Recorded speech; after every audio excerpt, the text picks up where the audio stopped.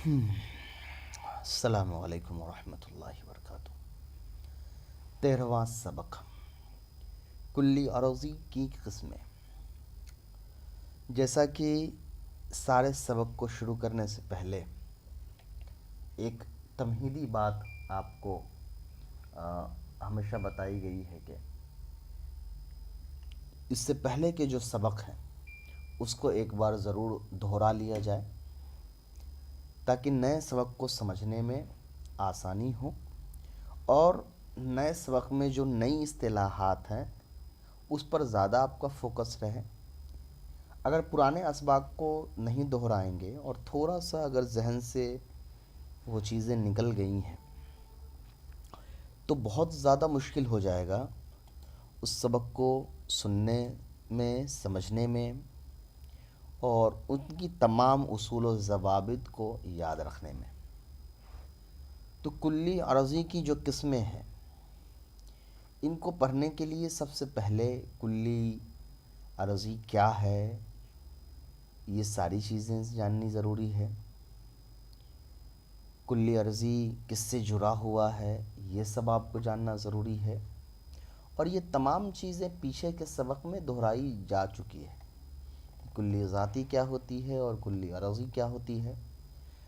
तो कभी भी नया सबक जब आप पढ़ते हैं तो एक दफ़ा कम से कम उससे पहले की जो क्लास है, उससे पहले की जो वीडियो है उसको ज़रूर दोहरा लें ताकि पहले के सबक भी याद रहे और आगे के सबक पे भी आपका पूरा फोकस्ड रहे। मंतिक ये बहुत पेचीदा फ़न है, बहुत पेचीदा फ़न है।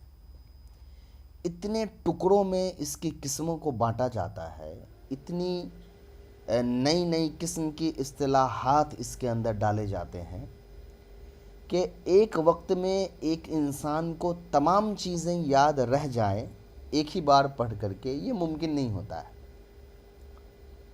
इसीलिए बार बार आपसे ये बात बतौर दरख्वास्त और नसीहत के आपके सामने पेश की जाती है कि बार बार पुराने असबाक को ज़रूर दोहरा लिया करें तभी नए सबक की तरफ आए। चलिए, कुल्ली अरज़ी की दो किस्में हैं, ख़ासा और अर्ज़ आम्मा। अर्ज़ आम्मा, अर्ज़ ख़ासा।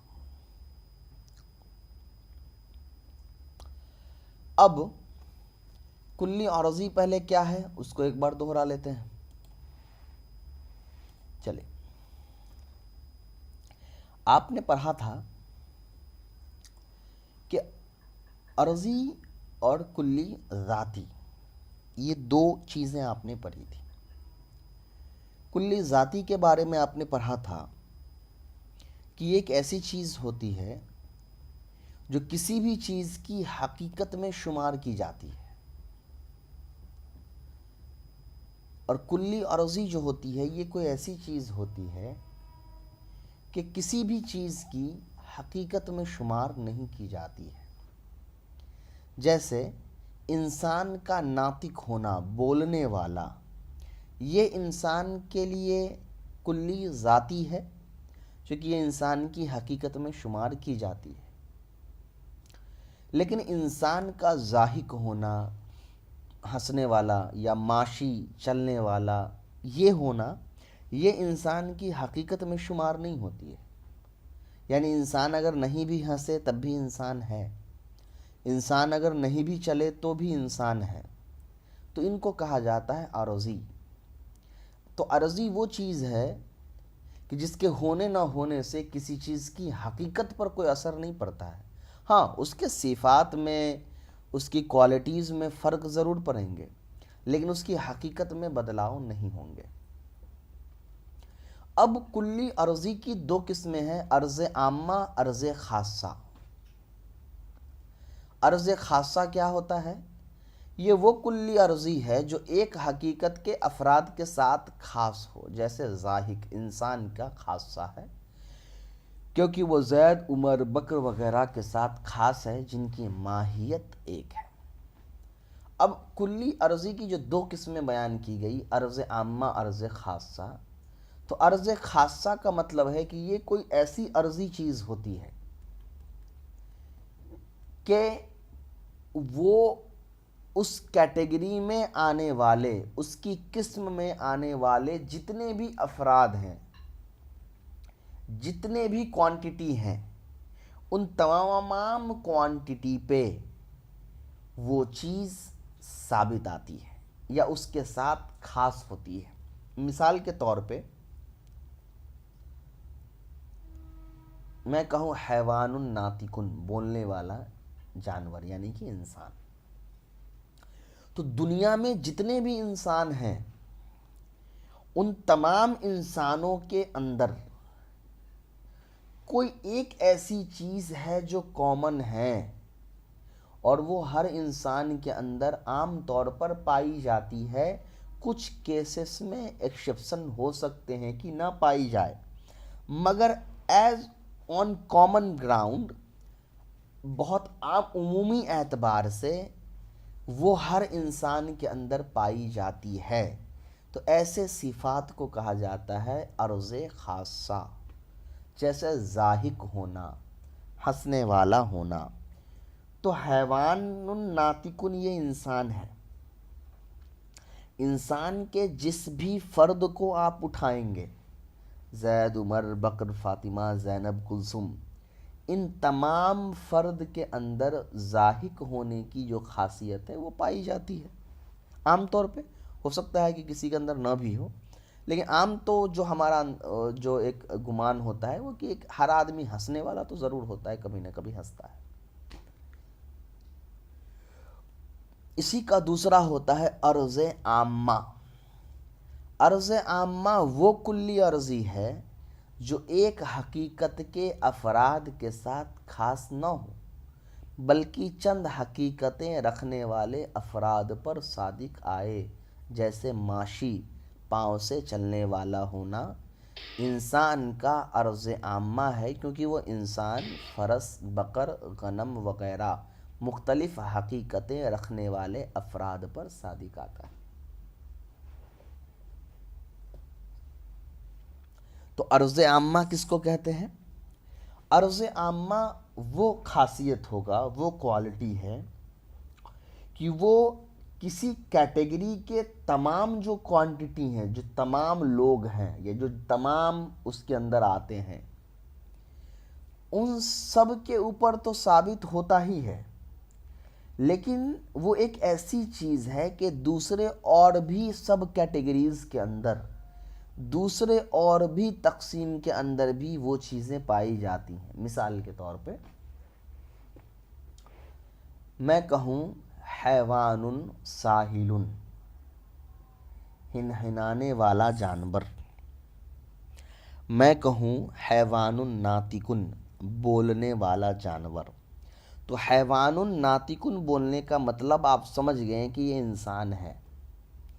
हैवानुन साहिलुन, हिनहिनाने वाला जानवर, इससे आप समझ गए कि ये घोड़ा है। अब ये अर्ज़ आम्मा ऐसी चीज़ होती है कि वो हैवानुन नातिकुन के अंदर भी पाई जा सकती है और हैवानुन साहिलुन के अंदर भी पाई जा सकती है। तो वो क्या हो सकता है? मान लिया जाए चलने वाला होना या खाने वाला होना। तो खाना इंसान भी खाता है, जानवर भी खाता है। चलता इंसान भी है, चलता जानवर भी है। तो ये एक ऐसी खासियत है कि दो अलग अलग कैटेगरीज़ के अंदर भी सिमिलरली पाई जाती है। लेकिन ऊपर जो ज़ाहिक था वो सिर्फ इंसान के साथ खास था। हैवान की तमाम जो कैटेगरीज़ थी उसमें सिर्फ जो इंसान था उसके साथ खास था। लेकिन माशी जो है ये हैवान की सारी कैटेगरीज़ के ऊपर आ जाएगा, क्योंकि सारे कैटेगरीज़ चलने वाले हैं। तो ये था आपका अर्ज़ आम्मा और अर्ज़ खासा। अब यहाँ पर कह रहे हैं एक फ़ायदे के तौर पे कि कुल्लियाँ सब 5 हैं। जितने भी कुल्लियाँ हैं ये एक्चुअल में 5 हैं। कौन कौन से? जिन्स, नौ, फसल, खासा, अर्ज़ आम। मैंने अर्ज़ आम्मा, अर्ज़ खासा ये सारे आप पढ़ चुके हैं।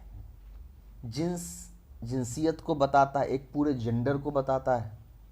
नौ जो होता है उस जेंडर के अंदर जो टाइप्स हैं, टाइप्स हो सकते हैं, कैटेगरीज हो सकते हैं, उसको बयान करता है।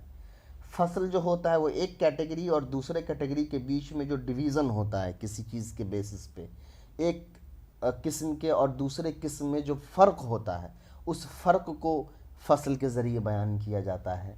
अर्ज़ ख़ासा आपको बता दिया गया, ये एक ऐसी चीज़ होती है जो हकीकत तो नहीं होती है, लेकिन वो एक ऐसी चीज़ है जो उस एक हकीकत रखने वाले जितने भी अफराद हैं उन सब के अंदर बराबर पाई जाती है। यानी इंसान की हकीकत हैवानुन नातिकुन अगर है तो हैवानुन नातिकुन के जितने भी इंसान हैं उन सब के अंदर हो सकता है कि वो सिफत पाई जाती है। और अर्ज़ आम्मा जो होता है वो एक ऐसी खासियत होती है जो अलग अलग नौ के अंदर भी बराबर पाई जाती है। चलिए, झेल में दो चीज़ें लिखी जाती हैं, बताओ कौन किसके लिए ख़ास या अर्ज़ आम्मा है। चलिए, इंसान का कातिब होना, तो इंसान का कातिब होना ये अर्ज़ ख़ासा है, क्योंकि इंसान के अलावा और जो दूसरी मखलूक है, हैवान है, वो लिखने की सलाहियत उनके अंदर नहीं है। इंसान का कायम होना, ये इंसान का कायम होना ये अर्ज़ आम्मा है, क्योंकि इंसान के अलावा और भी जो दूसरे कैटेगरी हैवान के अंदर आते हैं उसके अंदर खड़ा होने की सिफत पाई जाती है। गनम का माशी होना, बकरी का माशी होना, चलने वाला होना, ये बकरी के लिए अर्ज़ आम्मा है, क्योंकि बकरी के अलावा घोड़ा गधा ये जो होगा वो भी माशी है, क्योंकि वो भी चलने वाला है। इंसान का हिंदी होना, ये इंसान के लिए अर्ज़ ख़ासा है, क्योंकि इंसान जो है इंसान की कैटेगरी में जो सिर्फ सब फ़र्द जो है, अच्छा दो अलग अलग बेसिस, अगर इंसान को हैवान के साथ कंपैरिजन करके लिया जाए तब तो इंसान के लिए हिंदी होना ये अर्ज़ ख़ासा है, क्योंकि जानवर हिंदी थोड़ी हो सकते हैं। लेकिन अगर हम एक नेशनलिज्म के तौर पे ले, इंसानी एक सिर्फ इंसान के तौर पर ले, तो फिर ये अर्ज़ ख़ासा हो जाएगा इंसान के लिए कि दुनिया में और भी इंसान है, मगर हिंदी जो है ये हिंदुस्तान के रहने वाले सिर्फ लोगों के लिए ख़ास है। यूरोप या दूसरे कंट्रीज़ के रहने वालों के लिए हम हिंदी नहीं कह सकते हैं। तो वो पर्सपेक्टिव के ऊपर डिसाइड करेगा। बहुत बॉर्डर में पूरे दुनिया के तमाम इंसान की जब बात करिएगा तो हिंदी होना अर्ज़ ख़ासा हो जाएगा, और हैवान के अंदर में आप लीजिएगा तो फिर आप आम्मा भी कह सकते हैं, मगर मैं ज़्यादा बेटर यही कि इसको अर्ज़ ख़ासा ही रखिए। उसके बाद आपका है 14वां सबक, इस्तिलाह मा हुआ का बयान। मा हुआ क्या, अरबी में मा हुआ जनरली यूज़ होता है सवाल पूछने के लिए कि वो क्या है, कौन सी चीज़ है। मंतिक की इस्तिलाह में जब मा हुआ का इस्तेमाल होता है इसका मतलब होता है कि आप किसी चीज़ की हकीकत बयान करना चाहते हैं। तो असल में सवाल ऐसे है, मा हुवल हकीकतु हाजा, कि इस फलां चीज़ की हकीकत क्या है। और ये बिल्कुल समझ में आने वाली बात भी है। आप सवाल जब पूछते हैं किसी चीज़ के बारे में तो आपके सवाल का असल मकसद क्या होता है, आप जानना ही तो चाहते हैं ना कि क्या है भाई, इसकी हकीकत क्या है। चलिए देखिए, मा हुआ के ज़रिए किसी चीज़ की माहियत यानी हकीकत दरियाफ्त की जाती है। जैसे अल इंसानु मा हुआ, कि वो इंसान ये क्या है, यानी इंसान की हकीकत क्या है। मा हुआ के जवाब में कभी हकीकत मुख्तस्सा आती है और कभी हकीकत मुश्तरका आती है।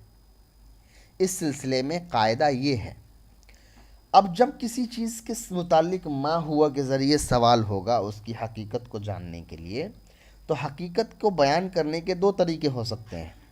या तो आप हकीकत मुख्तस्सा बयान कर रहे हैं या आप हकीकत मुश्तरका बयान कर रहे हैं।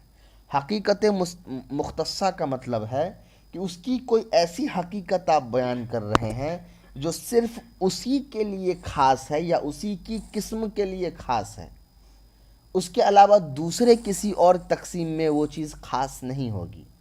जैसे अगर किसी ने आपसे पूछा कि इंसान क्या है और आपने कहा कि इंसान हैवान नातिक है, तो हैवान नातिक ये इंसान की खासियत है ना। इंसान के अलावा हैवान की कैटेगरी में और भी जो दूसरी मखलूक आ रही है उसके लिए नातिक नहीं साबित होता है। तो नातिक होना ये हैवान के लिए इंसान के लिए खासियत हकीकत मुख्तस्सा है, असली हकीकत है, ख़ास हकीकत है। लेकिन वही इंसान का कातिब होना, लिखने वाला होना, माशी चलने वाला होना, अच्छा नहीं, कातिब तो नहीं चलेगा, असल में आप आकिल ले लीजिए, माशी ले लीजिए, चलने वाला। तो चलने वाला, खाने वाला, ये इंसान की जो है ना हकीकत मुश्तरका है। इसलिए कि हैवान के अलावा और भी जो दूसरी मखलूक है वो भी चलने वाली होती है। तो हकीकत तो है एक तरह से, लेकिन वो ऐसी हकीकत है कि उसमें और भी दूसरी मखलूक शुमार की जाती है। बात समझ में आ गई? चलिए अब देखिए, अगर मा हुआ से एक चीज़ के बारे में सवाल किया जाए तो जवाब में हकीकत मुख्तस्सा आएगी। जैसे पूछा जाए कि इंसान क्या है तो जवाब होगा हैवानुन नातिकुन, क्योंकि यही इंसान की हकीकत मखसूसा है। और अगर मा हुआ से दो या ज़्यादा चीज़ों के बारे में सवाल किया जाए तो जवाब में हकीकत मुश्तरका आएगी। जैसे पूछा जाए कि इंसान, बैल, बकरी की माहियत क्या है तो जवाब होगा हैवान, क्योंकि यही चीज़ उन तीनों की हकीकत मुश्तरका है। जवाब में जिस्म नहीं आएगा क्योंकि वो तमाम मुश्तरक नहीं है। और अगर सवाल में दरख्त को भी शामिल कर दिया जाए और पूछा जाए कि इंसान, बैल, बकरी और दरख्त की हकीकत क्या है तो जवाब में जिस्म नामी आएगा, क्योंकि अब चारों में यही हकीकत मुश्तरका है। और अगर पत्थर को भी सवाल में शुमार कर दिया जाए तो जवाब में सिर्फ जिस्म आएगा, क्योंकि अब यही हकीकत मुश्तरका है।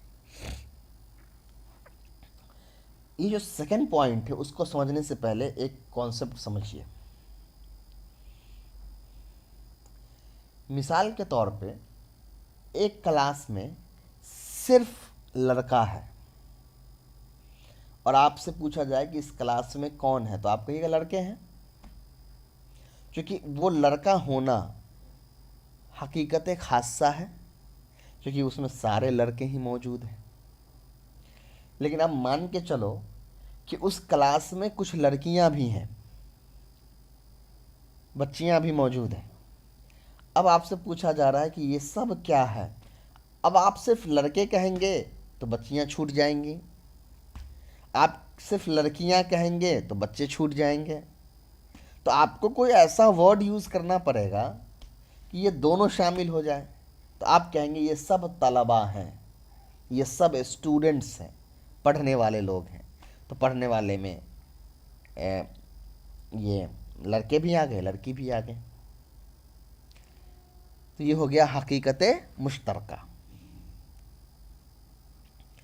अच्छा, अब मान के चलिए कि क्लास में लड़के भी हैं, लड़कियां भी हैं। अब उसमें कुछ लड़के के माँ बाप भी आ गए। तो अब आप सिर्फ ये भी नहीं कह सकते स्टूडेंट है, क्योंकि वहाँ पेरेंट्स भी हैं, माँ बाप भी हैं, वालिदैन भी हैं। तो अब वहाँ पे हम क्या कहेंगे? हम वहाँ पे कहेंगे कि यहाँ पे कुछ लोग हैं, कुछ लोग में सब आ गए। ठीक है? तो ये चीज़ें ब्रॉड होती जाती है, यानी फैलती जाती है, और जैसे जैसे फैलेगी उसकी हकीकत के अंदर तब्दीली पैदा होगी। एक ही किस्म की चीज़ों के बारे में अगर सवाल होगा तो उसकी हकीकत चूँकि एक ही है तो उस हकीकत को हम बयान कर देंगे, वो हकीकत खासा हो गया। लेकिन अगर बहुत सारी मुख्तलिफ़ चीज़ें जिन सब की हकीकत अलग अलग है उनको शुमार कर लिया गया तो वहाँ पर एक ऐसा लफ्ज़ का इस्तेमाल करना पड़ेगा जो उन तमाम के ऊपर साबित आ जाए। उसको कहा जाता है हकीकत मुश्तरका, यानी ऐसी हकीकत जो सब के अंदर पाई जा रही है। चलिए, उसके बाद आपका यहाँ पे सवाल है। अच्छा, यहाँ पे एक दो लफ्ज़ इसको समझ लीजिए। जिसमें नामी का मतलब होता है बढ़ने वाला जिस्म होना, तो उसके लिए परेशान नहीं होना है। चलिए, ये मैंने एक्सप्लेन कर ही दिया, उर्दू पढ़ दिया था, एक्सप्लेन कर ही दिया। मिसाल सिर्फ मैंने क्लास का दिया है। यहाँ इंसान जो है, इंसान, घोड़ा, बकरी वगैरह का मिसाल दिया गया, तो उसके लिए परेशान नहीं होना है। चलिए, सवाल है इंसान और घोड़ा क्या चीज़ है। तो अब आप सोचिए क्या चीज़ हो सकती है। इंसान और घोड़ा दो मुख्तलिफ चीज़ है ना, और इन दोनों की हकीकत अलग अलग है। इंसान की हकीकत हैवानुन नातिकुन है, साहिल की हकीकत, घोड़े की हकीकत हैवानुन साहिलुन है। लेकिन इन दोनों में कॉमन वर्ड क्या है? हैवानुन है। तो हैवानुन जो है ये हकीकत मुश्तरका है। और अगर आप इंसान का हैवानुन नातिकुन लेंगे तो यह हकीकत खासा है। घोड़ा का हैवानुन साहिलुन लेंगे तो यह घोड़े के लिए हकीकत खासा है। लेकिन इंसान और घोड़ा दोनों को एक कमरे में बंद कर दिया और फिर आपसे पूछा जाए माँ हुआ, तो अब आप हैवानुन नातिकुन सिर्फ नहीं कह सकते हैं या हैवानुन साहिलुन सिर्फ नहीं कह सकते हैं, आपको क्या कहना होगा? हुआ हैवानुन, ये सब हैवान है। हैवान बोलते ही इंसान भी आ गया, गधा भी आ गया, घोड़ा भी आ गया। घोड़ा और बकरी आपसे पूछा जाए तो वहाँ भी वही, अब घोड़ा भी हैवान है, बकरी भी हैवान है, कह दीजिए हैवान है, हकीकत मुश्तरका आ जाएगा। दरख्त अंगूर और पत्थर, तो दरख्त अंगूर एक तो दरख्त की कैटेगरी है और पत्थर ये एक कैटेगरी है। तो पत्थर तो दरख्त नहीं है तो वो आ ही नहीं सकता है, पत्थर की हकीकत कुछ और, दरख्त की हकीकत कुछ और। तो अब यहाँ पर आप हैवानुन कह के काम नहीं चला सकते हैं, यहाँ आपको कहना होगा जिस्मुन। अच्छा, अब आप सवाल हो सकता है कि जिसमें नामी कह सकते हैं कि नहीं, तो जिसमें नामी भी नहीं कह सकते हैं, इसलिए कि जिसमें नामी कहिएगा तो वो तो सिर्फ पेड़ के लिए साबित होगा ना, क्योंकि अंगूर का दरख्त बढ़ता है, पत्थर थोड़ी बढ़ता है। तो फिर एक तो कट गया, लेकिन हमको तो अगर एक कमरे में पत्थर और अंगूर का दरख्त दोनों है तो हमको तो फिर कोई ऐसा वर्ड यूज़ करना होगा ना जो दोनों के लिए यूज़ हो जाए। तो मैंने कहा जिस्म, पत्थर के पास भी जिस्म है, दरख्त के अंगूर के पास भी जिस्म है। आसमान ज़मीन जैद क्या है? अब आसमान ज़मीन जैद, आसमान की हकीकत अलग है, ज़मीन की हकीकत अलग है, जैद की हकीकत अलग है। अब यहाँ पे हमको कोई ऐसा वर्ड यूज़ करना पड़ेगा जो तीनों को जोड़ ले। तो अगर एक प्रैक्टिकल वे में समझा जाए, अमली तौर पर, तो ज़मीन जो है इसका भी एक जिस्म तो है ना। अगर आप दूसरे ग्रह से ज़मीन अर्थ को देखें, ज़मीन को देखें, तो उस वो एक शेप में तो नज़र आता है ना, एक जिस्म तो उसका दिखता है। आसमान के साथ भी यही मसला है। तो और जैद जो है उसके पास भी एक जिस्म तो है, तो कह देंगे सिर्फ जिस्म है, लेकिन ये जिस्म नामी नहीं है, बढ़ने वाला जिस्म नहीं है। उसके बाद आपका सूरज चांद और आम का दरख्त, तो सूरज चांद आम का दरख्त ये भी सिर्फ जिस्म के अंदर आ जाएगा। मक्खी चिड़िया और गदहा ये हैवान के अंदर आ जाएगा, क्योंकि जानदार तो सब हैं। देखिए जिस्म वाला भी कह सकते हैं जिस्म नामी, क्योंकि इन सब का जिस्म बढ़ता है तो वो भी यूज़ हो सकता है। और आप ऐसे हैवान के तौर पे भी ले सकते हैं, क्योंकि है तो सब हैवान। इंसान की हकीकत क्या है? तो इंसान की हकीकत क्या है? हैवानुन नातिकुन होना। घोड़े की माहियत क्या है? घोड़े का यह हकीकत है साहिल होना, हिनहिनाने वाला होना। गधे की हकीकत क्या है? राइक होना, ढेंचू ढेंचू करने वाला। और उसके बाद बकरी, ऊंट और पत्थर क्या है? तो बकरी हैवान है जो बढ़ता घटता है, बढ़ता है घटता तो नहीं है। ईंट ये पत्थर है, सॉरी ऊंट मैंने पढ़ दिया, ईंट और पत्थर। अब देखिए कि पत्थर और ईंट एक ऐसी चीज़ है जिसके पास जिस्म तो है मगर वो बढ़ता घटता नहीं, और बकरी घटता बढ़ता है। तो कोई ऐसा वर्ड यूज़ करना है जो तीनों को शामिल कर ले, तो हम सिर्फ जिस्म को शुमार करेंगे क्योंकि तीनों के पास जिस्म है। पानी, हवा, हैवान, पानी, हवा और हैवान। अब पानी जो है इसका तो कोई जिस्म वाकई में नहीं है, हवा इसका भी कोई जिस्म नहीं है, और हैवान इसका तो जिस्म है।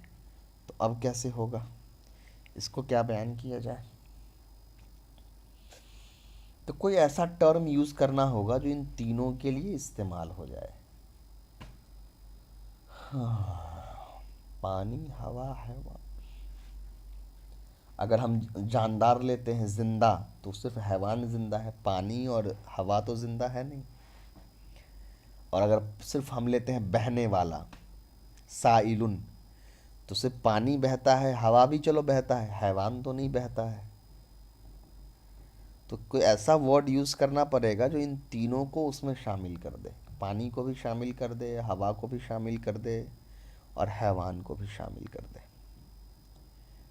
और हवा के पास जिस्म नहीं है क्योंकि दिखती ही नहीं है।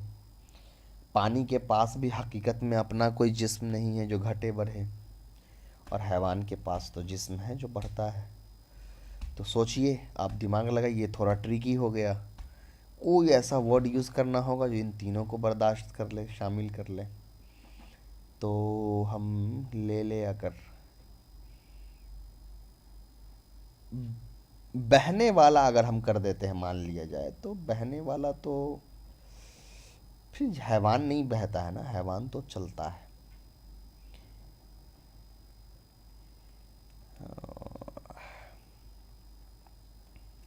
चलिए सोचिए, इस पे दिमाग लगाइए। अभी अगर जब हम दिमाग लगाने बैठेंगे तो लंबा वक्त चला जाएगा इस पे, क्योंकि मेरे जहन में भी अभी कोई एक एग्जैक्ट वर्ड नहीं आ रहा है कि इसको क्या कह के हम ताबीर कर सकते हैं कि तीनों चीज़ आ जाए। आमतौर पे जो बहुत क्लोज लग रहा है वो यही कि मान के चलिए कि बहने का मतलब क्या होता है, एक जगह से दूसरे जगह चले जाना, तो चलना ही है।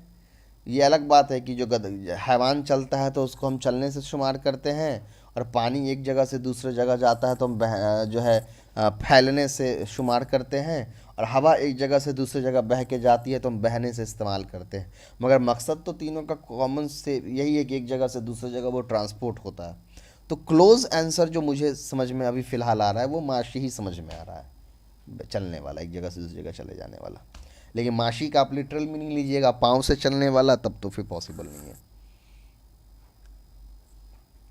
चलिए 15वां सबक, जिन्स और फसल की किस्में। फसल भी आप जानते हैं, जिन्स भी आप जानते हैं। जिन्स की दो किस्में हैं, एक है जिनसे करीब और दूसरा है जिनसे बईद। जिनसे करीब वो जिन्स है कि अगर इसकी जुजियात में से दो या ज़्यादा को लेकर सवाल किया जाए तो जवाब में वही जिन्स आएगा। जैसे हैवान इंसान की जिन्स से करीब है, क्योंकि हैवान के अफराद में से जिन दो या ज़्यादा को लेकर सवाल किया जाएगा तो जवाब में हैवान ही आएगा। और जिनसे बईद वो जिन्स है कि अगर इसकी जुजियात में से किसी भी दो या ज़्यादा को लेकर सवाल किया जाए तो जवाब में उस जिन्स का आना ज़रूरी ना हो, बल्कि जवाब में कभी तो वो जिन्स आए और कभी कोई दूसरी चीज़ आए। जैसे जिस्म नामी इंसान की जिस्म बईद है, क्योंकि अगर इंसान घोड़े और दरख्त को मिलाकर सवाल करेंगे तो जवाब में जिस्म नामी आएगा, लेकिन सिर्फ इंसान और घोड़े के बारे में सवाल करेंगे तो जवाब में हैवान आएगा, जिस्म नामी नहीं आएगा। बहुत सिंपल सा कॉन्सेप्ट है ये, जिनसे करीब जिनसे बईद। जिनसे करीब का मतलब ये है कि दो अलग अलग जिन्स या एक ही जिन्स में, जिन्स जो एक कैटेगरी है उसके अंदर जितने भी नौ हैं, जितने भी टाइप्स हैं, उन टाइप्स को अगर मिला करके यानी एक कमरे में आप रख दें और उनके बारे में क्वेश्चन करें तो उसमें जो सबसे कॉमन वर्ड आएगा उन सब के लिए उसको कहा जाता है जिनसे करीब। जैसे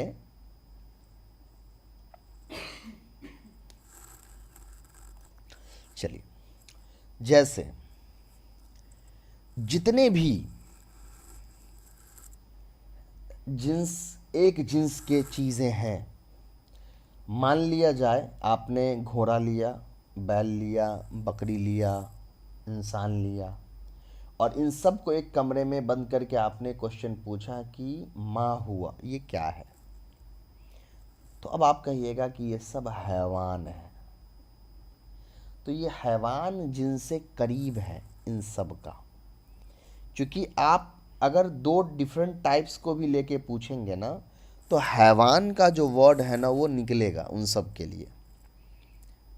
और जिनसे बईद का मतलब होता है कि अगर आप मल्टीपल चीज़ों को उसके अंदर ला दें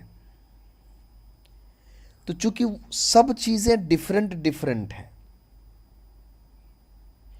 तो कभी तो अगर हकीकत बयान करना होगा तो आप एक ऐसा वर्ड यूज़ करिएगा जो उन सब पर सादिर आ जाए, लेकिन अगर उनकी हकीकत को बयान करना शुरू किया जाए सिमिलर सिमिलर तो उन सब की हकीकत अलग अलग हो जाएगी।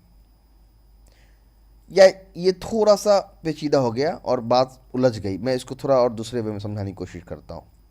देखिए, जिनसे करीब का मतलब ये होता है कि एक जिन्स के सारे फर्द को जब आप एक जगह रखेंगे और उनको जब आप चेक करेंगे कि इनको एक वर्ड में कैसे डिफाइन किया जाए, एक लफ्ज़ में इनको कैसे बयान किया जाए, तो वही वर्ड बार बार आएगा जो आपने एक फर्द को बयान करने के लिए लिया था। मिसाल के तौर पे 5 इंसान को आप एक जगह रखें और आप उनसे उनके बारे में हकीकत पूछे, मा हुआ, तो आपको आएगा हैवानुन नातिकुन।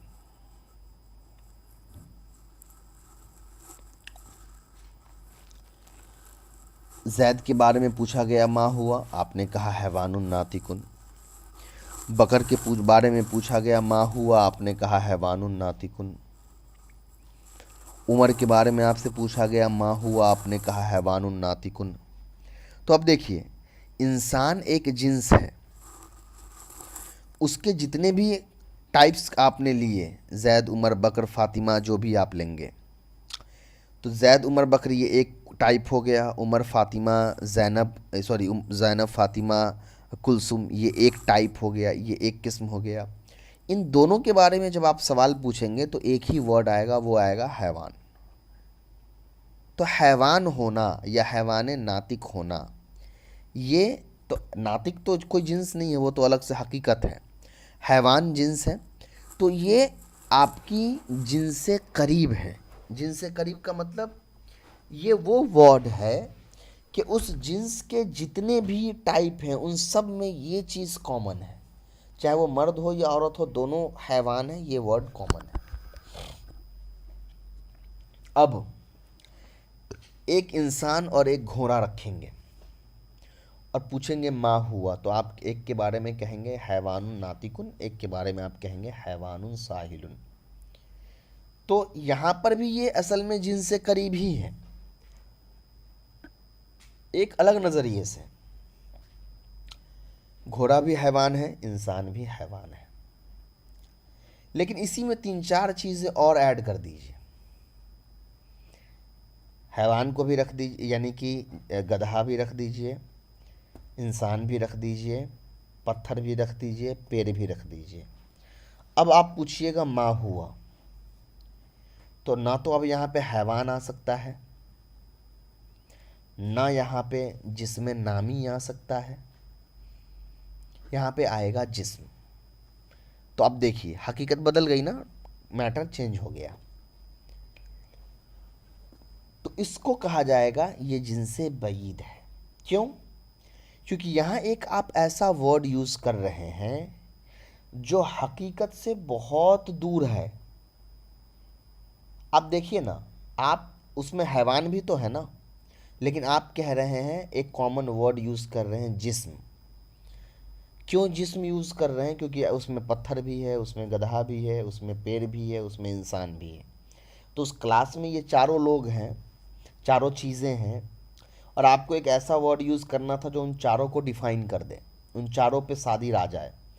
तो जिस्म इंसान के पास भी है, जिस्म घोड़े के पास भी है, जिस्म पत्थर के पास भी है, जिस्म पेड़ के पास भी है। ये आ तो गया, लेकिन जब आप अकेले अकेले डिफ़ाइन करेंगे तो आप इंसान को हैवानुन नातिक कह रहे हैं ना, जिस्मुन नातिक तो नहीं कह रहे हैं। आप घोड़ा को हैवानुन साहिलुन कह रहे हैं, जिस्म साहिल तो नहीं कह रहे हैं। पेड़ को आप हैवानुन नामिन कह रहे हैं, पेड़ को जिस्मुन नामिन तो नहीं कह रहे हैं। तो पता ये चला कि अगर आप अलग अलग उनको डिफ़ाइन करिएगा, अलग अलग उनकी हकीकत बयान करिएगा, तो अलग अलग लफ्ज़ निकलेगा। लेकिन चूंकि वो मिक्स है, तो आपने एक ऐसा लफ्ज़ इस्तेमाल किया जो उनको बहुत दूर से बयान कर रहा है। तो जिस्म वाला होना ये इंसान की हकीकत तो नहीं है, यहाँ पर एक जिन्स के तौर पे रखा इसलिए गया कि वहाँ हकीकत में सब लोगों के पास जिस्म है। तो इसको कहा जाएगा जिनसे बईद। तो बात समझ में आ गई? जिनसे करीब, जिनसे बईद क्या है? जिनसे करीब ऐसी हकीकत है कि जिसको आप अकेले बयान करें या मिला के बयान करें वही आएगा। लेकिन जिनसे बईद ऐसी हकीकत है कि एक साथ अगर अलग अलग बयान करेंगे तो अलग अलग आएगा, और अगर एक साथ बयान कर दीजिएगा अलग अलग चीज़ों को मिला करके तो कोई बहुत ही अलग लफ्ज़ आ जाएगा जिसका हकीकत से कोई वास्ता नहीं है। अब आते हैं फसले करीब और फसले बईद पे। फसले करीब वो फसल है जो जिनसे करीब में शरीक जुजियात से माहियत को जुदा कर दे।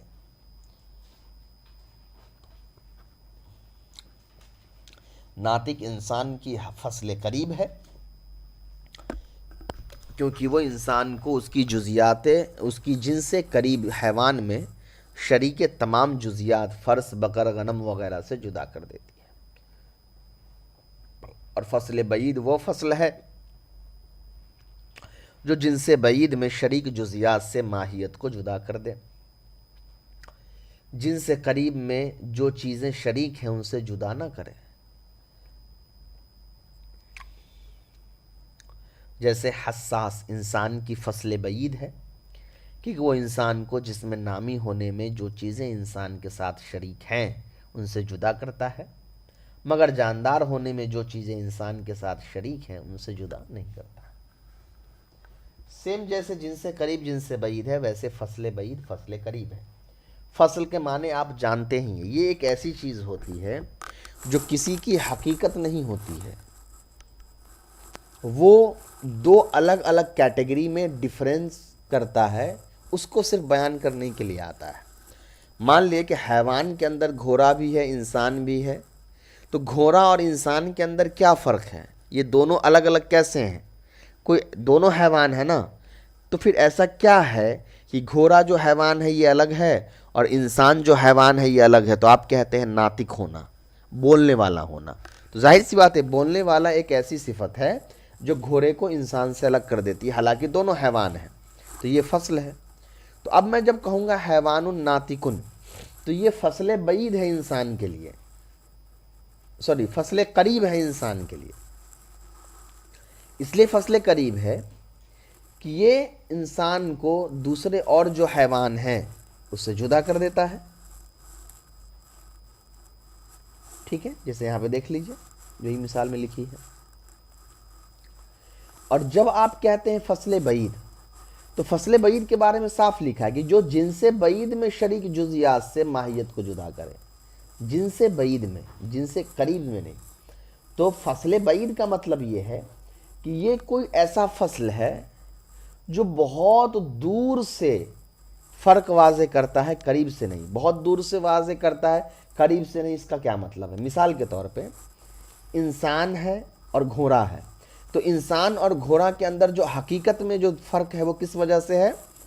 नातिक होने की वजह से, कि इंसान बोलने वाला है और घोड़ा नहीं बोलता है, इसलिए अलग है। तो ये फसले करीब है।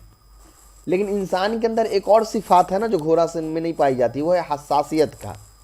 इंसान के अंदर एहसास है, घोड़े के अंदर एहसास नहीं है। लेकिन चूंकि एहसास का ना होना ये हकीकत नहीं है इंसान का, इसलिए कि बहुत से ऐसे इंसान हैं जिनके अंदर एहसास नहीं होगा। तो ये इंसान की फसले बईद है, क्योंकि ये एहसास का ना होना ये उस हैवान कैटेगरी के अंदर जितनी चीज़ें हैं उससे दूर ज़रूर कर रहा है, मगर ये हकीकत वो हकीकत नहीं है जो इंसान को डिफाइन करता है, जैसे नातिक होना। बात समझ में आ गई या दिक्कत हो रही है? थोड़ा सा इसको फिर से दोबारा सुन लीजिए। जिनसे करीब का मतलब है कोई ऐसी चीज़ जो इंसान की हकीकत को बयान करता हो। जिनसे बईद का मतलब है कोई ऐसी चीज़ जो इंसान की हकीकत को बहुत दूर से बयान करता हो।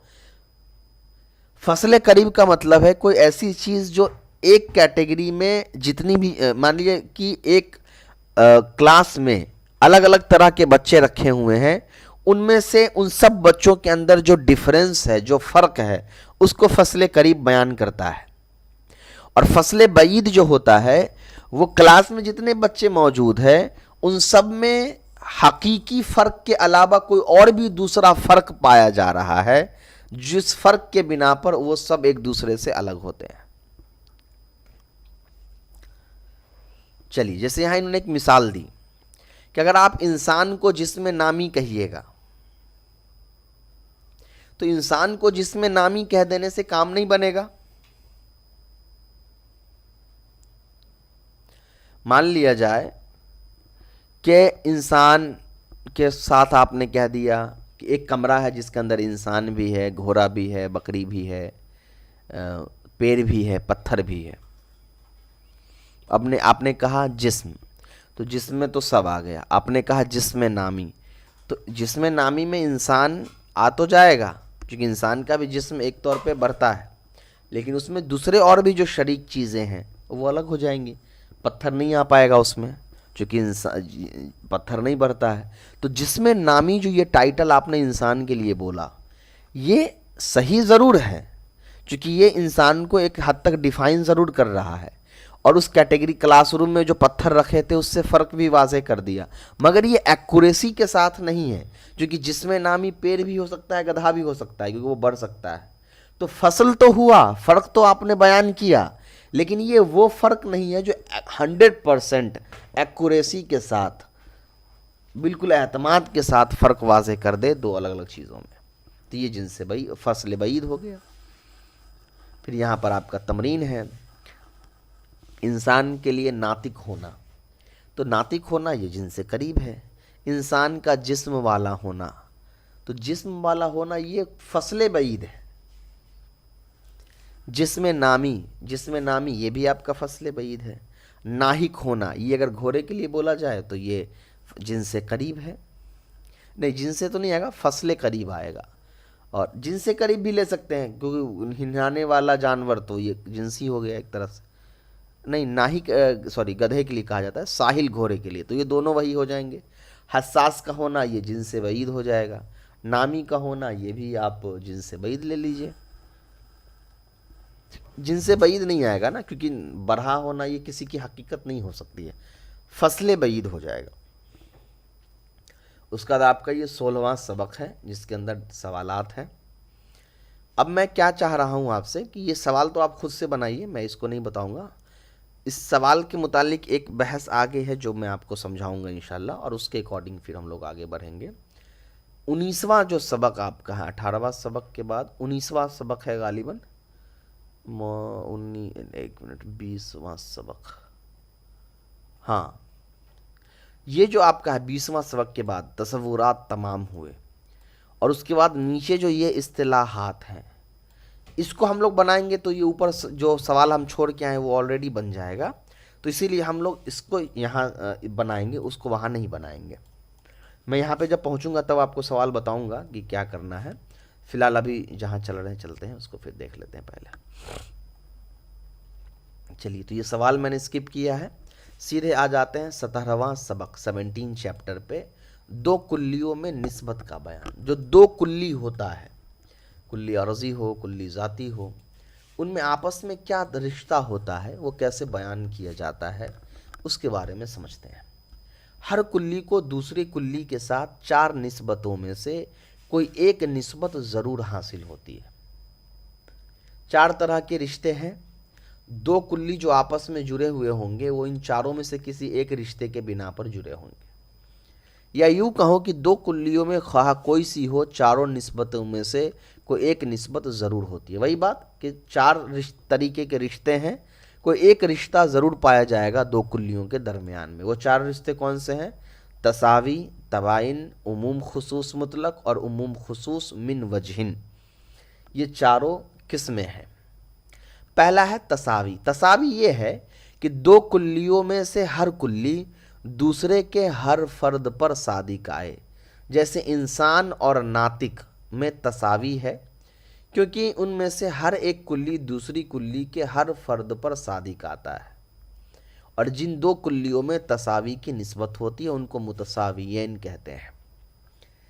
दो कुल्ली है, और उन दो कुल्ली को जब आप एक बयान करते हैं तो वो दो कुल्ली एक दूसरे के लिए परफेक्टली फिट बैठता है, मुकम्मल तौर पे एक दूसरे के साथ सही मायने में इस्तेमाल हो जाता है। जैसे जो इंसान है वो नातिक भी है, जो नातिक है वही इंसान है ना। तो ये दोनों लफ्ज़ जो है ये एक दूसरे के लिए मुकम्मल तौर पे फिट बैठ रहा है, तो इसीलिए ये हो गया तसावी।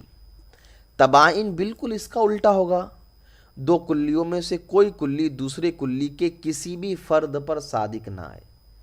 जैसे इंसान और घोड़े में तबायुन है, क्योंकि हर एक दूसरे के किसी फर्द पर सादिक नहीं आता है। जिन दो कुल्लियों में तबाइन की निस्बत होती है उनको मुतताबिईन कहते हैं, मुतबाइनैन कहते हैं। तबायुन से मुतबाइनैन, मुतबाइनुन। चलिए, तबाइन क्या है? तबाइन ये है कि दो जो लफ्ज़ हैं, जो दो फर्द है कैटेगरी, उस कैटेगरी में जितने भी चीज़ें आती हैं उन दोनों को अगर समझा जाए तो उन दोनों के अंदर ऐसी हकीकत है जो एक दूसरे पे कभी फिट बैठ ही नहीं सकती है। जैसे घोड़ा और इंसान, तो इंसान हैवानुन नातिक है और घोड़ा हैवानुन साहिलुन है। अब इंसान के किसी भी फ़र्द को हम लेंगे तो वो इंसान है, उसकी हकीकत कुछ और है। घोड़े के किसी भी फ़र्द को ले, चाहे वो अरबी घोड़ा हो या कोई और पर्शियन रोमन घोड़ा हो, उन सब की हकीकत कुछ और है। इन दोनों को हम मिला करके देखें ना भी चाहें, एक फिट बैठ जाए दोनों एक दूसरे के फ़र्द पे, तो नहीं बैठ सकता है। घोड़ा और इंसान अलग अलग चीज़ है, अलग अलग हकीकतों के साथ। तो ये तबायुन है, क्योंकि यहाँ दोनों चीज़ें बिल्कुल अलग अलग है। उसके बाद आपका 18वां सबक, बाकी निस्बतों का बयान। तीसरा निस्बत है उमूम खुसूस मुतलक। ये है कि एक कुल्ली तो दूसरी कुल्ली के हर फ़र्द पर सादिक आए, मगर दूसरी कुल्ली पहली के हर फ़र्द पर सादिक ना आए, सिर्फ बाज़ अफराद पर सादिक आए। जैसे इंसान और हैवान में उमूम खुसूस मुतलक है, क्योंकि हैवान तो इंसान के हर फ़र्द पर सादिक आता है, मगर इंसान हैवान के हर फ़र्द पर सादिक नहीं आता है, सिर्फ बाज़ अफराद पर सादिक आता है। और जिन दो कुल्लियों में उमूम खुसूस मुतलक की निस्बत होती है, उनमें से उस कुल्ली को जो दूसरी कुल्ली के हर फ़र्द पर सादिक आती है आम मुतलक कहते हैं, जैसे हैवान। और उस कुल्ली को जो दूसरे कुल्ली के हर फ़र्द पर सादिक नहीं आती है ख़ास मुतलक कहते हैं, जैसे इंसान। और दोनों को एक साथ आम ख़ास मुतलक कहते हैं। उमूम खुसूस मुतलक या आम ख़ास मुतलक क्या है उसको समझिए। यहाँ दो अलग अलग कुल्ली है, उनमें से ऐसा है कि पहली कुल्ली के हर एक फ़र्द को, पहली कैटेगरी के हर एक एक्टिव मेंबर को दूसरी कैटेगरी के हर एक्टिव मेंबर के साथ बोला जा सकता है, वो एक्यूरेट होगा। लेकिन दूसरी कैटेगरी के मेंबर को पहली कैटेगरी के मेंबर पर के साथ मिक्स करके नहीं बोला जा सकता हो।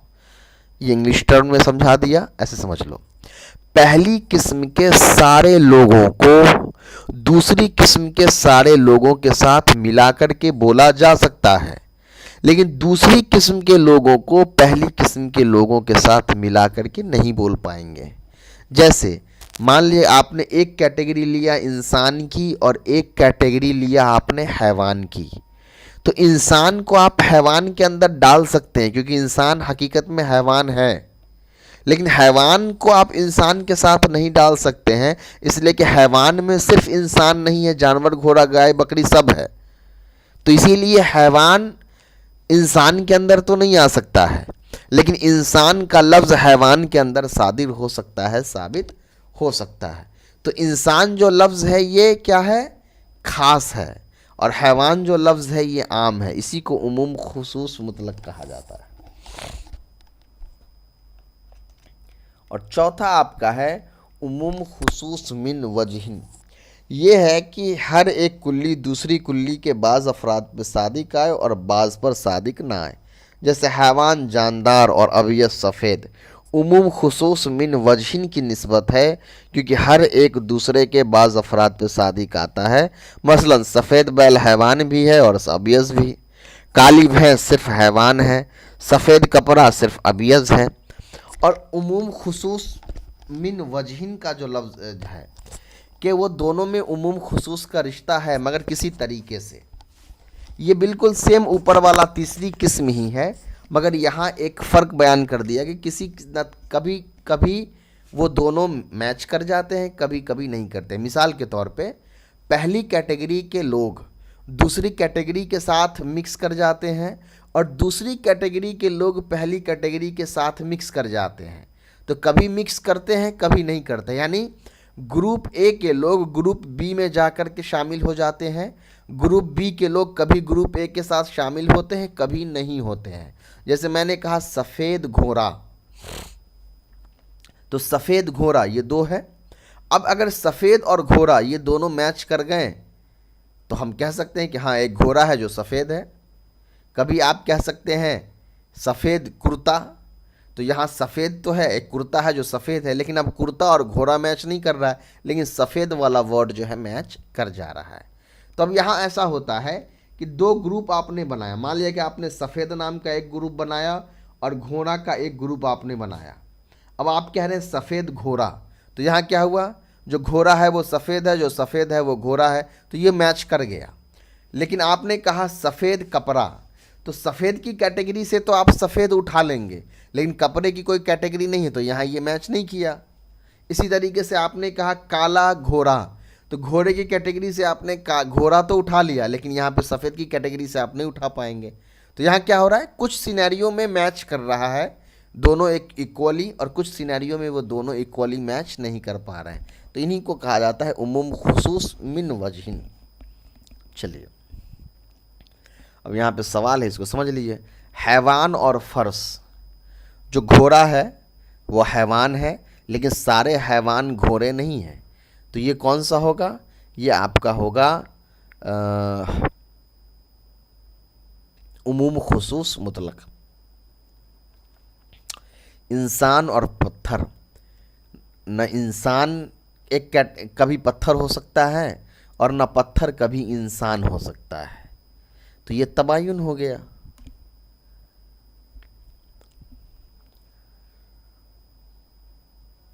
उसके बाद जिस्म और हिमार, जिस्म वाला जो है ये सिर्फ गधा तो नहीं होता है, और भी चीज़ें हो सकती हैं, लेकिन घर गधा जिस्म वाला ज़रूर होता है, तो ये उमूम खुसूस मुतलक है।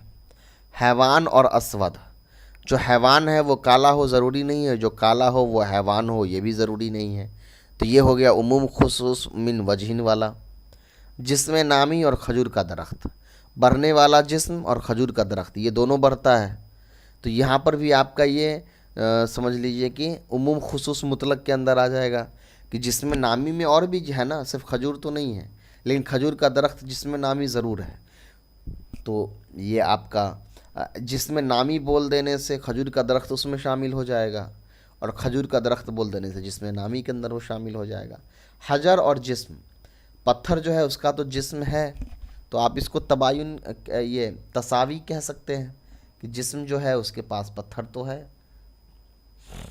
इंसान और बकरी, तो इंसान और बकरी जो है ये दोनों आप इसको ले लीजिए तबायुन के अंदर, क्योंकि ना तो इंसान बकरी हो सकता है ना बकरी इंसान हो सकता है।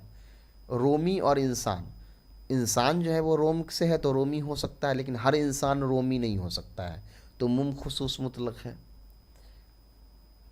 उसके बाद गनम और हिमार, हैवान अगर हम बोलेंगे तब तो दोनों आ जाएगा, तो हैवान होने के नाते ये दोनों तसावी है, लेकिन यहाँ हैवान की बात तो चल नहीं रही है। बकरी और घोड़ा, न बकरी घोड़ा हो सकता है, गधा हो सकता है, और न गधा बकरी हो सकता है, तो ये तबायुन है। फरस और साहिल, जो साहिल है वही घोड़ा है, और जो घोड़ा है वो साहिल है 100%, तो ये यहाँ पर तसावी है, दोनों एक ही चीज़ है। हसास और हैवान, जाहिर सी बात है जो हैवान है वो नहीं हैवान है ना, इंसान नहीं है। जो हसास है वो हैवान हो सकता है, हैवान के कुछ फ़र्द हसास हो सकते हैं, कुछ नहीं, तो ये मिन वजहीन हो सकता है। चलिए उसके बाद आपका है 19वां सबक, मुअर्रफ की किस्में। तीसरे सबक में मुअर्रफ, तारीफ़, कौल शारे की तारीफ़ गुज़र चुकी है। अब जानना चाहिए कि तारीफ़ की 4 किस्में हैं, हद्द ताम, हद्द नाकिस, रस्म ताम, रस्म नाकिस। चलिए, हद्द ताम वो तारीफ़ है जो जिनसे करीब और फसले करीब से मुरक्कब हो, जैसे इंसान की हद्द ताम हैवानुन नातिक है। और हद्द नाकिस वो तारीफ़ है जो जिनसे बईद और फसले करीब हो, से मुरक्कब हो या सिर्फ फसले करीब हो। जैसे जिस्मुन नातिक इंसान की हद नाकिस है, इसी तरह नातिक भी हद नाकिस है। रस्म ताम वो तारीफ़ है जो जिनसे करीब और खासा से मुरक्कब हो। जैसे हैवानुन ज़ाहिकुन, ये इंसान की रस्म ताम है। और रस्म नाकिस वो तारीफ़ है जो जिनसे बईद और खासा से मुरक्कब हो या सिर्फ खासा से मुरक्कब हो। जैसे जिस्मुन ज़ाहिकुन इंसान की रस्म नाकिस है, इसी तरह सिर्फ ज़ाहिक इंसान की रस्म नाकिस है। चलिए क्या है इसको समझ लीजिए। सबसे पहले समझ लीजिए कि हद ताम हद नाकिस का मतलब क्या होता है। हद एक ऐसा लफ्ज़ है जिसको आप ऑलरेडी जानते हैं कि हद क्या होता है। एक लिमिटेशन को कहा जाता है। देखिए पहली बात ये कही गई कि हद ताम क्या है, तो टेक्निकल टर्म इन्होंने हद ताम का ये बताया कि जिनसे करीब और फसले करीब, यानी एक वो चीज़ जो किसी चीज़ की हकीकत को डिफाइन करता हो तो वो जिनसे करीब है। जैसे इंसान की हकीकत को नातिक होना डिफाइन करता है, तो नातिक होना ये इंसान की हकीकत है, जिनसे करीब हो गई। और फसले करीब वो डिफरेंस जो इंसान को दूसरे और हैवान से फ़र्क करता है वो भी नातिक है। ठीक है, तो ये फसले करीब हो गई। तो हद ताम कहा जाता है ऐसी चीज़ को कि एक चीज़ इंसान को डिफाइन भी कर रहा होता है और उसको उस चीज़ में, उस कैटेगरी में शामिल होने वाले जितने और मेंबर्स हैं उनसे अलग भी कर रहा होता है। तो जब आप कहते हैं हैवानुन नातिकुन, तो हैवानुन नातिकुन बोल देने से हैवान कैटेगरी के अंदर जितने और मेंबर्स हैं, हैवानुन साहिल है, हैवानुन नाहिक है, इनसे अलग कर देता है वो नातिक का लफ्ज़। तो यहाँ पर जो हैवानुन नातिकुन है, इसमें नातिक को कहा जाएगा कि ये हद्दे ताम है, यानी कंप्लीट लिमिटेशन है कि नातिक बोल देने के बाद कोई दूसरा हैवान उसमें आ ही नहीं सकता है। हद्दे नाकिस जो होता है ये इनकम्प्लीट लिमिटेशन होता है, यानी यहाँ लिमिट तो आप लगाते हैं मगर ये एक ऐसा लिमिट होता है जिससे वो बंदा डिफाइंड तो हो जाता है मगर एक्यूरेट वर्ड आप चूज़ नहीं कर पाते हैं, सही वर्ड आप चूज़ नहीं कर पाते हैं। ये कब होता है? जब आप जिनसे बईद का यूज़ कर लेते हैं। फसले करीब तो आप यूज़ करते हैं, यानी बहुत एक्यूरेट वर्ड यूज़ करते हैं डिफरेंस को क्रिएट करने के लिए, फ़र्क को वाज़े करने के लिए आप बिल्कुल मुनासिब लफ्ज़ इस्तेमाल करते हैं। लेकिन जिसका फ़र्क आप बयान कर रहे हैं उसकी तारीफ़ के लिए आप गलत लफ्ज़ का इस्तेमाल कर देते हैं। जैसे एक जैद नाम का लड़का है जो डॉक्टर है, बच्चों का डॉक्टर है और वो पढ़ाता भी है, लेकिन उसका असल काम है बच्चों का डॉक्टर बनना। तो आपने ये तो कह दिया कि वो जो है टीचर हैं जो बच्चों का इलाज करते हैं। तो बच्चों का इलाज करते हैं ये फ़र्क तो आपने बहुत अच्छे से वाज़ेह किया, लेकिन आपने कह दिया कि टीचर है। तो बच्चों का इलाज करते हैं ये वर्ड दूर जाके तो बयान कर ही देगा कहीं ना कहीं से कि वो डॉक्टर हैं, लेकिन आपने एक डॉक्टर को बयान करने के लिए टीचर का लफ्ज़ यूज़ कर लिया, जो सही तो है क्योंकि वो पढ़ाते ज़रूर हैं, मगर यहाँ पर इलाज वाला जो कॉन्सेप्ट आपने यूज़ किया उसके लिए आपको डॉक्टर का वर्ड यूज़ करना था, वो मुनासिब लफ्ज़ था, लेकिन आपने एक दूसरा वर्ड यूज़ कर दिया टीचर का, जो करीब तो था लेकिन वो एक्यूरेट नहीं था। ये होता है हद्दे नाकिस के अंदर कि आप एक ऐसा वर्ड यूज़ कर लेते हैं जो उस की हकीकत को बयान करने में बहुत ज़्यादा फार अवे होता है as compare to the close one, यानी वो बहुत ज़्यादा दूर की तारीफ़ होती है और आप करीब वाले तारीफ़ को छोड़ देते हैं। जैसे आप हैवान के बारे में कहें कि जिस्मुन नातिकुन, ऐसा जिस्म जो बोलता हो, तो ऐसा जिस्म जो बोलता हो इससे भी इंसान साबित हो जाएगा, क्योंकि जिस्म वाला एक ही ज़ात है वो इंसान का जो बातचीत कर सकता है। लेकिन जब आप हैवान बोल देते तो जिस्म दूर हो गया ना, क्योंकि जिस्म के अंदर तो पत्थर भी आ जाएंगे, लेकिन जब आप हैवान बोलेंगे तो जानदार ही आएगा। समझ में आ रहा है डिफरेंस? तो इसको कहा जाता है हद नाकिस। उसके बाद आपका जो है वो रस्म ताम है। रस्म ताम में क्या होता है कि जिनसे करीब जो है और खासा, यानी यहाँ जिनसे करीब और एक क्वालिटी को आप बयान कर देते हैं। जैसे हैवानुन ज़ाहिकुन, हैवान ये जिनसे करीब हो गया और ज़ाहिक ये खासा हो गया, है ना। तो अब जब कहिएगा हंसने वाला जानवर, हैवान के माने जानवर एक्चुअल में नहीं है, हंसने वाला जानदार, तो भी आपको समझ में आ जाएगा कि ये इंसान है, क्योंकि आपने यहाँ पर एक ऐसी स्पेशलिटीज़ की बयान किया है जो सिर्फ एक ही हैवान के एक ही कैटेगरी के पास पाया जाता है, वो इंसान है। तो घूम फिर कर समझ में आ गया कि इंसान की बात कर रहे हैं। लेकिन रस्म नाकिस का फिर कॉन्सेप्ट वही है जो हद नाकिस का है, कि आप वहाँ पर एक ऐसी खास चीज़ बयान कर देते हैं जो उसको वहाँ पर कोई दूसरा वर्ड हम यूज़ कर लेते तो ज़्यादा एक्यूरेट होता। जैसे फिर आप यहाँ पे जिस्मुन ज़ाहिकुन कह दीजिए, हंसने वाला जिस्म, तो जिस्म यूज़ करने की ज़रूरत नहीं थी, हमको हैवान यूज़ करने की ज़रूरत थी, क्योंकि जिस्म से ज़्यादा क्लोज इंसान को जो बयान कर सकता है वो हैवान है। क्यों? क्योंकि इंसान हैवान की कैटेगरी को बिलोंग करता है, जिस्म की कैटेगरी को बिलोंग नहीं करता है। जिस्म की कैटेगरी में तो हम तब इंसान को डालते हैं जब इंसान के अलावा जिस्म के अंदर पत्थर, गाय, बैल, बकरी, पेड़ पौधा सब होता है। तो इंसान को जो बहुत क्लोज वे में, बहुत अच्छे अंदाज में जो लफ्ज़ बयान कर तारीफ़ कर सकते थे वो था हैवान का। आप हैवान छोड़ करके जिस्म का लफ्ज़ इस्तेमाल करेंगे तो ये जिनसे बईद है, और ये जिनसे बईद क्या करेगा, कन्फ्यूज़न पैदा करेगा। वो अलग बात है कि आगे एक लफ्ज़ ला करके आप इशारा कर देने कि मैं इंसान की बात कर रहा हूँ, मगर ये एक्यूरेट लफ्ज़ नहीं है इंसान को बयान करने के लिए। चलिए, उसका बाद यहाँ पे सवाल है जौहर नातिक, यानी भाई जिस्मुन नातिकुन। तो जौहर इंसान के लिए, अब हैवान लफ्ज़ अच्छा है, आपने जौहर नातिक कहा, तो नातिक तो आपने बहुत अच्छा यूज़ किया, लेकिन जौहर ये सही नहीं है, तो इसको आप हद नाकिस कह दीजिए। जिस्म नामी और नातिक, बढ़ने वाला जिस्म और बोलने वाला, तो जिस्म नामी जो है ये भी इंसान के लिए सही नहीं है, जिनसे बईद का आपने इस्तेमाल किया, और नातिक आपने जो है वो फसले करीब का इस्तेमाल किया, बोलने वाला, तो ये भी आपका चला जाएगा हद नाकिस के अंदर। जिस्म हसास, ये आपका चला जाएगा रस्म नाकिस के अंदर, क्योंकि जिस्म भी इनकम्प्लीट वर्ड है इंसान को बयान करने के लिए, और हसास भी इनकम्प्लीट फसल है, क्योंकि अधूरा फसल है। फसल के लिए आप नातिक का इस्तेमाल करते हैं, ज़ाहिक का इस्तेमाल करते हैं। जिसमें मुतहर्रिक बिल इरादा, जिसमें मुतहर्रिक बिल इरादा, तो ये भी इंसान और हैवान दोनों इसमें आ जाएगा। तो इसको आप ले लीजिए, हैवान का लफ्ज़ तो आया नहीं है, जिस्म है, तो ये आपका हद नाकिस के अंदर ही आएगा। हैवानुन साहिलुन, ये परफेक्ट वर्ड है, ये हद ताम आएगा। हैवानुन नाहिकुन, हद ताम। जिस्मुन नाहिक, ये आ जाएगा हद नाकिस। हसास का होना, ये रस्म नाकिस।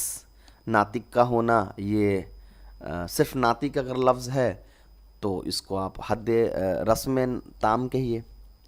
अलकलिमतु लफ्ज़ुन उज़ी अलिमान मुफ़रदिन, हिदायतुन्नह की इबारत है ये।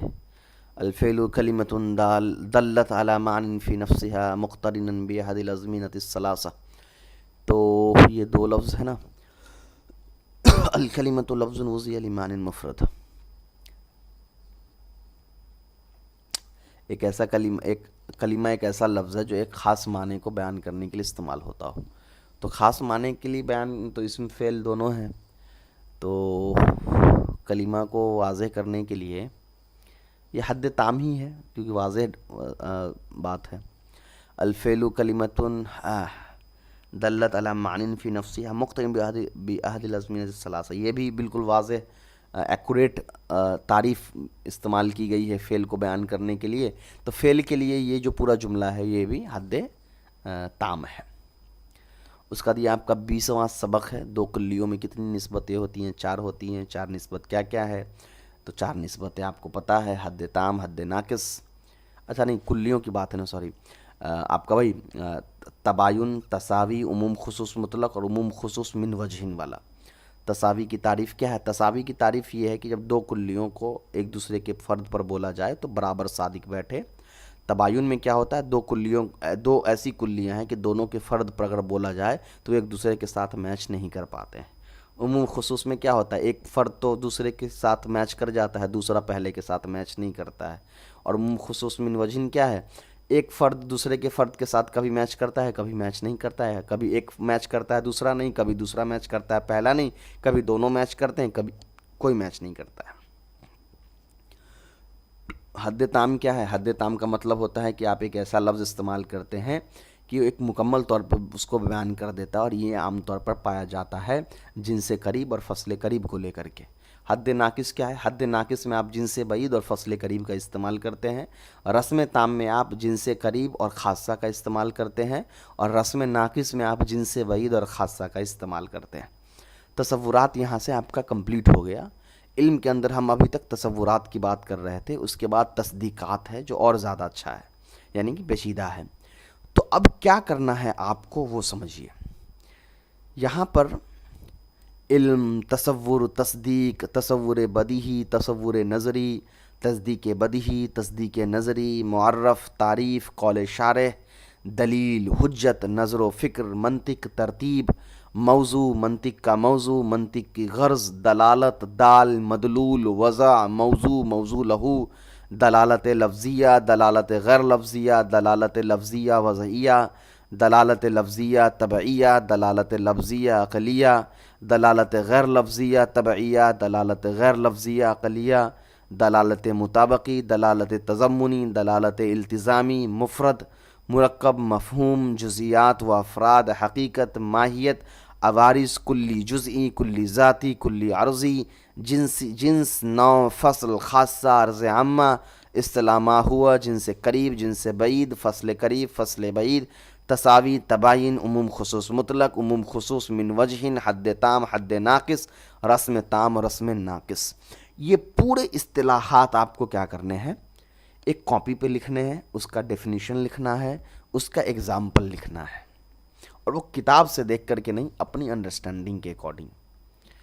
मैं क्या करूँगा अगले क्लास में, यहाँ पे जितनी इस्तिलाहात लिखी हुई हैं उसको एक जगह आपके सामने स्क्रीन पे लिखूँगा, उसकी तारीफ़ भी, उसकी दलील, उसका मिसाल भी, और उसके बाद वो PDF बना करके आपको वीडियो के साथ भेज दूँगा।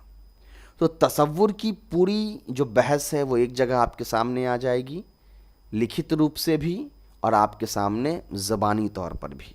तो वो तसव्वुर आपका पूरा क्लियर हो जाएगा। उसके बाद इंशाअल्लाह हम लोग तस्दीकात पर चलेंगे। इस किताब में टोटल जो है आपका 68 पेज है, जिसमें से हम अगर देखें तो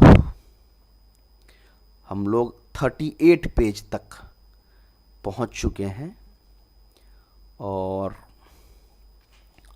टोटल सबक की अगर बात करते हैं तो इसमें जो टोटल सबक है वो हमारा 45 सबक है, जिसमें से हमने अभी 20 सबक यानी 25 सबक और बचे हुए हैं, 58 मान के चलिए।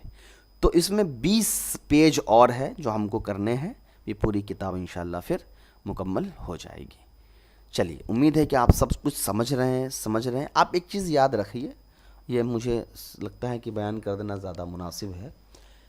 बहुत सारे बच्चों को जहन में अभी ये सवाल आ रहा होगा कि मंतिक पढ़ने का फ़ायदा क्या है, इतनी बहस तो एक तो याद भी नहीं रहेगी। जाहिर सी बात है, बहुत बार पढ़ाने वाले को भी उतनी बारीकी से बहस याद नहीं रहेंगी। अभी मेरे जैसे मुझसे ही आप अगर पूछे, मैंने बहुत बारीकी से एक एक लफ्ज़ आपको ऐसे बयान किया है कि मैंने ये सारी चीज़ समझी है, तो हकीकतन समझी ज़रूर है, मगर मुझे नहीं लगता है कि अगर मुझसे कोई अगले साल पूछे इसको, तो मैं बिल्कुल इसी अंदाज में बिना किताब देखे बहुत अच्छे से वो सारी बातें समझा सकता हूँ कि कुल्ली क्या है, ज़ाती क्या है, अर्ज़ी क्या है। किसी भी किताब के साथ यही मसला है, कोई भी किताब आप ऐसा नहीं पढ़ सकते हैं कि जो आपको ज़िंदगी भर के लिए मुकम्मल तौर पर याद रहे।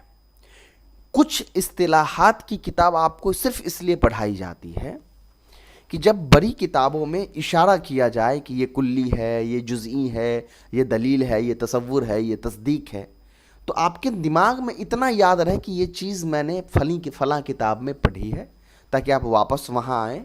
जब पहले से आप समझे हुए रहेंगे, दोबारा उसको समझेंगे तो आसानी से उस बहस को समझ जाएंगे, फिर वापस आप जो किताब पढ़ रहे हैं वहाँ चले जाएंगे। तो कुछ किताबें पढ़ाने का असल मकसद यही होता है कि आपको आइडिया मिल जाए कि दूसरी किताबों में जब इसका जिक्र होगा तो आपको समझ में आ जाए कि ये कहाँ मिलेगा, कैसे, कब मिलेगा। एक तो ये बात हो गई। दूसरा जो अहम सवाल है कि पढ़ने का फ़ायदा क्या है। मंतिक, देखो मंतिक कब पढ़ा जाता है? मंतिक का फ़ायदा होता है आर्ग्यूमेंट के लिए। जब आप फ़िक़ही बहस पढ़ेंगे या जब आप लॉयर के पढ़ाई को लोग पढ़ते हैं तो उनको इस तरह की चीज़ें पढ़नी पड़ती हैं। जब आप नफ्सियात पढ़ेंगे, लोगों की बातों को परखने का, लोगों की बातों को सुन करके एक नतीजा निकालने का कि वो ज़ुबानी तौर पे जो बात कह रहा है उसके अंदर उसकी कितनी मेंटालिटी है, उसकी नफ्सियात कैसा है, उसका मिजाज कैसा है, ये सारे हुनर पैदा होते हैं मंतिक से। इसीलिए हमारी मेडिकल की जो किताबें होती हैं, ख़ास तौर पे जो लोग BUMS या BAMS ये फ़न अगर वो पढ़ते हैं मेडिकल लाइन में, यूनानी के तरफ से या आयुर्वेदिक के डॉक्टर्स बनते हैं, तो उनके निसाब में भी मंतिक होता है। वो मंतिक उनको पढ़ाया जाता है। जो मरीज़ आएंगे बीमारी लेकर के, तो उनकी बातों से वो अंदाज़ परखने का कि ये पेशेंट हकीकत में कितना बीमार है, दवा कैसा ले रहा है, क्या है। तो मंतिक का इस्तेमाल हर फील्ड में होता है, लेकिन चूंकि इसकी अहमियत इसलिए नहीं दी जाती है ज़्यादा कि लोग इनको बहुत बारीकी से ना तो पढ़ पाते हैं ना पढ़ा पाते हैं। तो ये अपने दिमाग में हरगिज़ न लाएं कि इसको पढ़ने से क्या फ़ायदा। ये बहुत प्रैक्टिकली बहुत फ़ायदा देता है, और इसके फ़ायदा आप डे टू डे लाइफ समझेंगे। जब उसको अपनी ज़िंदगी में लोगों की बातों पर गौर करना शुरू करेंगे तो आपको समझ में आएगा कि कहाँ पे उन्होंने जिन्स का इस्तेमाल किया, कहाँ पे नौ का इस्तेमाल किया, कहाँ पे उन्होंने हद नाकिस लगाया, कहाँ पे उन्होंने हद ताम लगाया। तो फ़िक़्ह के अंदर बहुत ये चीज़ें इस्तेमाल होती थी। इसीलिए हमारी बहुत सारी फ़िक़्हों के अंदर जो बहसें होती हैं, तो बहुत बार आज के ज़माने के लोग जब पढ़ते हैं तो कहते हैं कि ये कौन सी बात है, छोटी छोटी बात को इतना खींच के लंबा ले जा रहे हैं, ये मसला है, ऐसा है वैसा है। वो ले जाते थे इसी मंतिक के बिना पर कि एक एक लफ्ज़ को परखते थे और उसके मुताबिक उसको खींच करके पूरी बात वाज़ेह की जाती थी। तो हर फ़न का फ़ायदा है, आपके इस्तेमाल ना करने की वजह से वो फ़ायदा आपको नहीं दिखता है, मगर गौर करेंगे तो बहुत फ़ायदा नज़र आएगा। चलिए इंशाअल्लाह फिर अगले क्लास में मिलते हैं। अस्सलामु अलैकुम व रहमतुल्लाहि व बरकातहू।